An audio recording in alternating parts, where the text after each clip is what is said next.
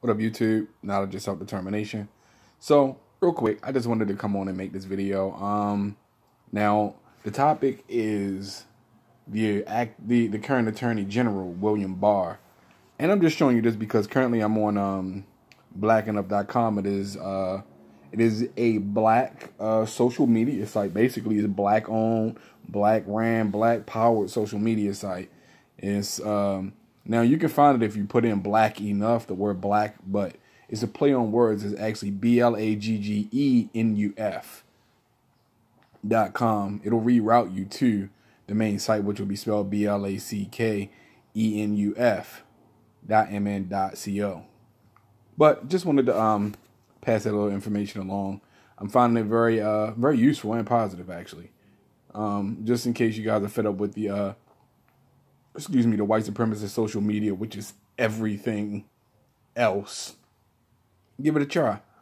But so William Barr is the acting Attorney General, and William Barr has some comments that he made, basically saying that ungrateful communities within the United States, basically ungrateful to the police department and also to the military, because he conflated the military and the police, basically stating that the police and the military are interchangeable because America uses its military to police the world, or basically make sure other people are staying in line with white supremacy, basically in the countries where they can actually, get a foothold in and actually gain control.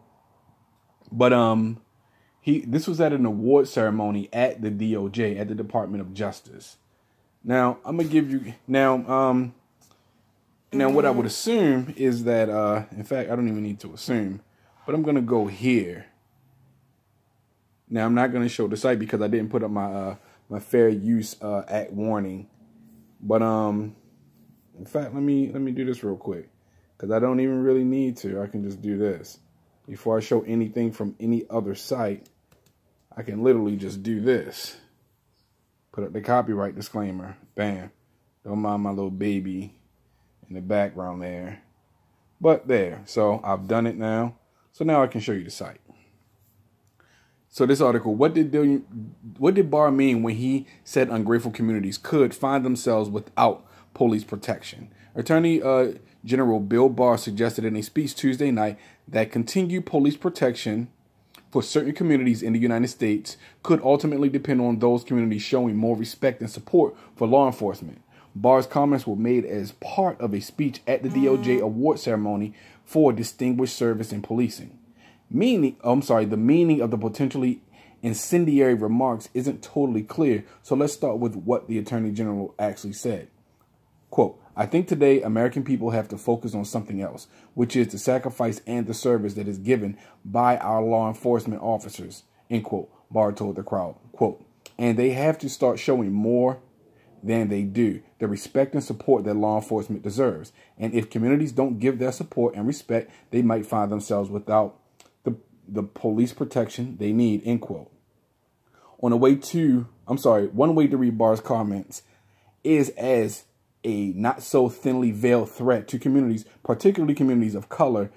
Look, fuck the color. He's talking about black people. Let's stop being coy with these liberal sucker ass words talking about color. Fuck that, because the police are not going to go into Asian communities or any other racist communities and start no shit, because those people in their countries that back them will have a problem with that. He's talking about fucking black people, because and based on what I just said, let's keep it 100.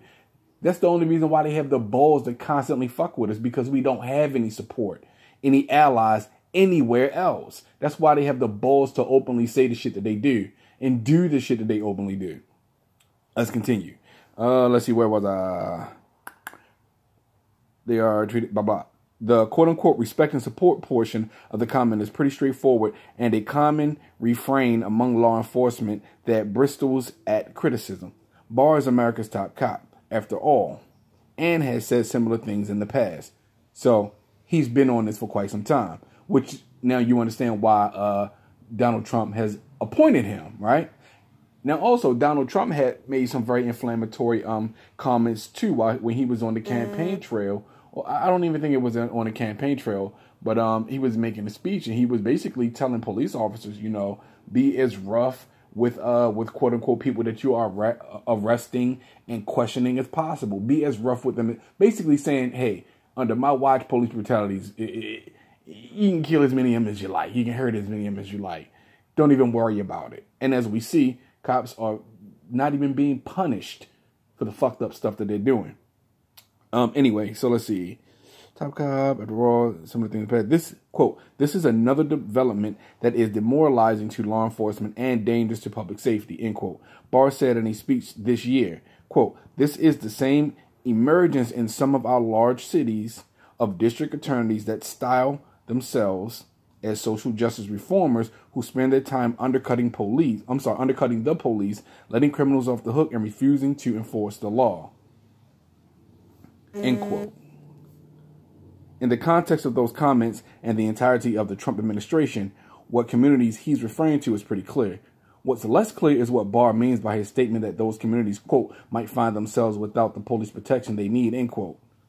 Does he mean in a Trump to Ukraine kind of way? I'd hate to see something happen to all that U.S. military aid you're relying on to keep yourself safe.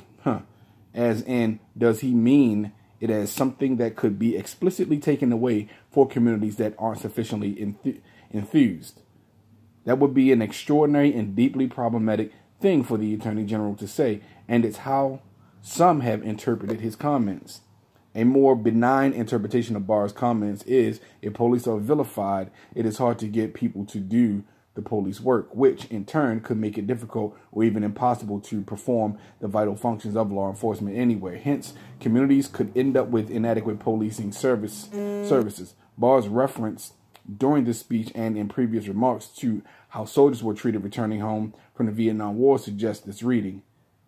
Quote, in the Vietnam era, our country learned a lesson. I remember that our brave troops who served in that conflict weren't treated very well in many cases when they came home, and sometimes they bore the brunt of people who were opposed to the war, end quote, he said. Quote, the respect and gratitude owed to them was not given, and it took decades for the American people to finally realize that, end quote. But let's be candid. He's not fucking talking about Vietnam. And his statement towards people who were showing their, I guess, dissatisfaction with the Vietnam War, he didn't make the same statements to all of America that he's obviously making towards black people. But let's be really clear about this. The police already don't fucking protect our communities.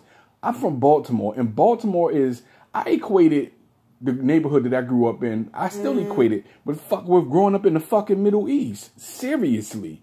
It was urban warfare in the community that I grew up in. And a lot of us grew up in communities like that. You understand what I'm saying? A lot of us grew up in communities like that. You know, where in the fuck are the police at in these situations? The police already barely police our communities. The only reason why they're in our communities to get their quota is to meet quota. That's it. They're not policing. It's a numbers game. They're there to get their numbers. Once they reach their quota, watch how they slack off. And every time it's an election year, the police activity in black neighborhoods gets revved up. It gets revved the fuck up on election years, obviously, right? But anyway, see, think about this for a second. Now, let's look at the Attorney General position. As head of the Department of Justice and chief legal counsel to the president, the duties of the Attorney General are obviously important and wide-reaching. The Attorney General prosecutes cases that involve the government and gives advice to the president and heads of the executive departments when needed. But this is how much power the office actually has. Look at this. Office of the Attorney General basically works out of the DOJ.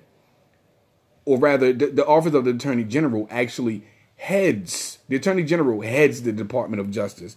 And these are all of the entities that actually, I don't want to go to a different page.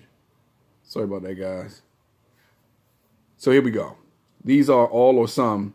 Let's see. Office of the Attorney General, Federal Bureau of Investigations, U.S. Marshals, Bureau of Alcohol, Tobacco, Firearms, the DEA, Drug Enforcement Administration, Organized Crime and Drug Enforcement Task Force, Office of Justice Programs, Office of Community-Oriented Policing Services. Now, each one of these different services, you know, they spend a lot of time in black communities. The FBI, the Marshal Service. I've grown up with dudes who've had the marshals come scoop their asses up out of their houses.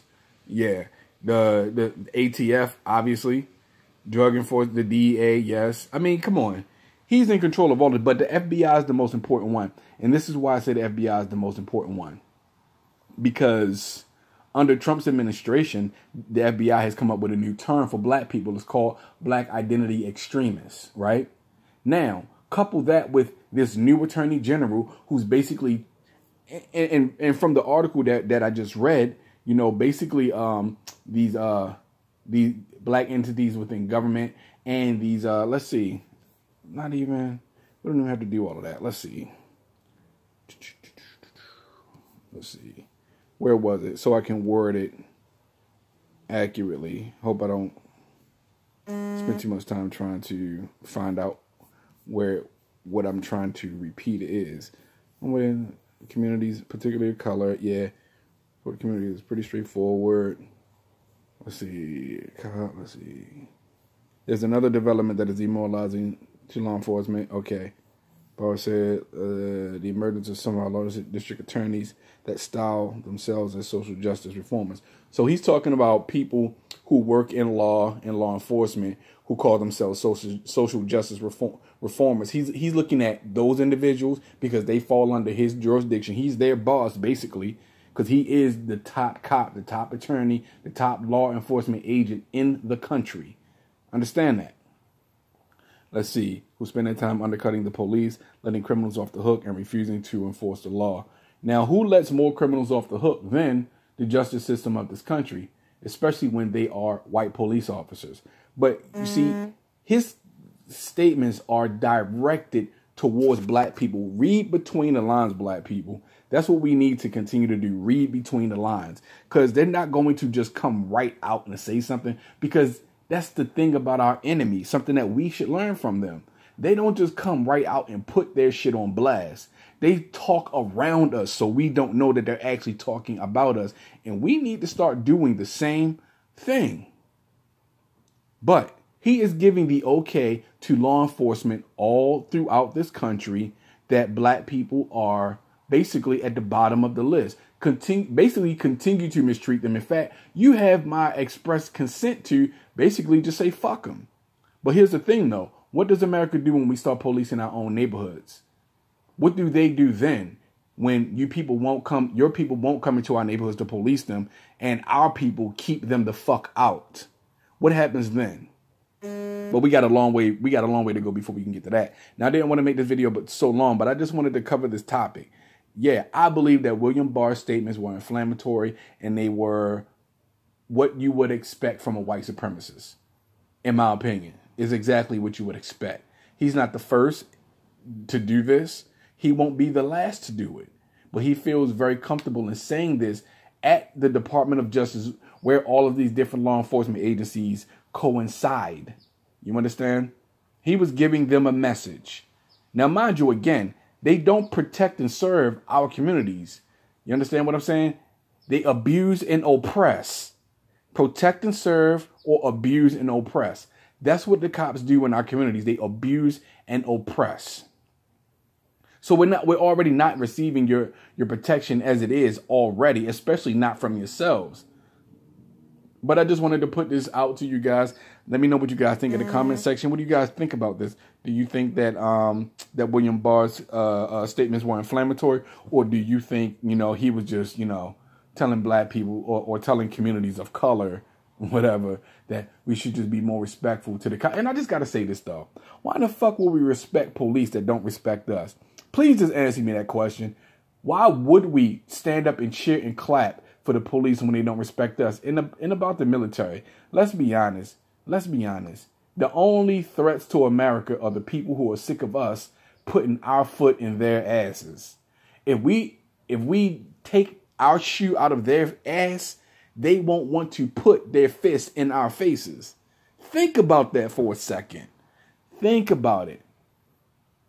America has enemies because America's constantly trying to push a white supremacist agenda everywhere they go. And people hate them for that. People hate America for that. So any soldiers out there, you know, what I would say is this. I thank you for what you believe your service was in protecting your country. But let's be honest. I mean, you guys are highly skilled, highly trained thugs at the end of the day. I mean, let's be honest. Like, let's be honest. Look at what y'all... Anyway, I don't want to go into that. So I'm going to end the video with this. You know, William Barr is out of line. His comments were inflammatory. And in my opinion, he was given the okay for the law enforcement wing, all the law enforcement agencies and intelligence agencies that fall under the direct command or control of the Department of Justice to basically say, fuck black people. This is what they're doing. They are at war for us, and they're revving up their attacks on us. Understand that, black people. I've been saying this shit for years, and so many others. We are at war. We're at war. It's time to, you know what I'm saying? Real talk, man. It's time to pull your pants up. It's time to let out your jeans a little bit so your balls can breathe. You understand? It's time to, you know, get the girl out of your fucking system, men. Get the Kool-Aid out your tank. Filter your motherfucking heart. Get the sugar out your fucking tank. You understand what I'm saying? Stop trying to be prissy white boys and start being real black men. You understand? And for all the thugs out there, I'm sorry, but I have to say this. Bro, real talk. And I have a picture that I want to post too. And I'm going to do a video about this picture that I saw. But anyway, check this out, man. If you're a thug in the community and all you're doing is spending your time destroying your own community, shoot yourself in the face, please. Because you are of no fucking use to the community if all you do is spend your time terrorizing the community. They're revving up for war, and you motherfuckers still out there playing like Smokey and Friday. You the only ones running up and down the street playing all day. They revving up for war. You dig what I'm saying? Anyway, most of y'all motherfuckers not going to get it. I hope all of you do, but we need a separation between black people and niggas. We need that separation, real talk, because black people are the ones that are going to survive. The niggas are the ones that are literally shooting themselves in the face. But let me know what you think about William Barr and his inflammatory anti-black statements. Peace.